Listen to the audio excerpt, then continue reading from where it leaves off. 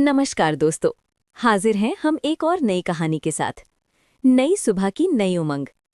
साल की आखिरी शाम थी। खिड़की के बाहर पेड़ ठूंठ से हग रहे थे और चारों तरफ ठंडी हवा चल रही थी।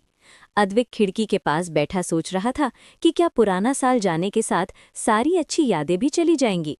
उसे थोड़ा डर लग रहा था कि नया साल कैसा होगा। तभी दादाजी माधव कमरे में आए। उनके चेहरे पर एक प्यारी सी मुस्कान थी।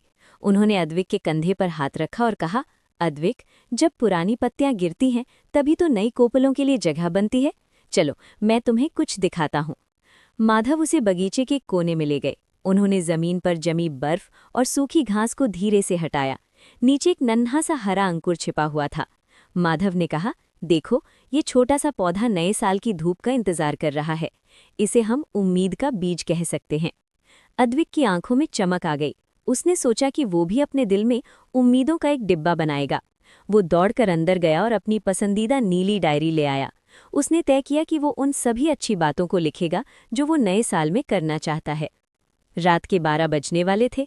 माधव और अद्विक ने मिलकर एक छोटा सा मिट्टी का दिया जलाया। माधव ने कहा, ये दिया इस बात का प्रतीक है कि अंधेरा चाहे कितना भी गहरा हो, एक छोटी सी लौ उसे दूर कर सकती है। नया साल भी ऐसी ही एक लौ है। जैसे ही घड़ी की सुइयों ने 12 छुए, अद्विक ने अपनी आंखें बंद कर लीं। उसने मन ही मन प्रार्थना की कि नया साल सबके लिए खुशियां और प्यार लेकर आए। उसे महसूस हुआ कि उसके अंदर एक नई ऊर्जा और उमंग भर गई है। अगले दिन जब सूरज की पहली किरण निकली तो माधव एक छोटा सा नया पौधा लेकर आए। उन्होंने अद्विक से कहा, आज हम इस नए पौधे को लगाएंगे। जैसे जैसे ये बढ़ेगा, तुम्हारी उम्मीदें और सपने भी बड़े होंगे। अद्विक ने बड़ी सावधानी से जमीन में गड्ढा खोदा। उसने पौधे की जड़ों को मिट्टी में दबाया और उसे थोड़ा सा पानी दिया। उसे ऐसा लगा जैसे उसने सिर्फ एक पौधा नहीं, बल्कि अपनी आने वाली खुशियों की नींव रखी है। दोपहर में माधव ने अद्विक को एक चमकीली नीली पतंग दी। उन्होंने कहा, जाओ अद्विक, अपनी उम्मीदों को इस पतंग की तरह आसमान में उड़ा दो। याद रखना, हवा चाहे कितनी भी तेज हो, तुम्हें अपनी डोर मजबूती से थामे रखनी है। अद्विक खुले मैदान में दौड़ रहा था और उसकी पतंग बादलों को छू रही थी। अब उसे पुराने साल के जाने का दुख नहीं था, बल्कि नए साल की नई शुरुआत का उत्साह था।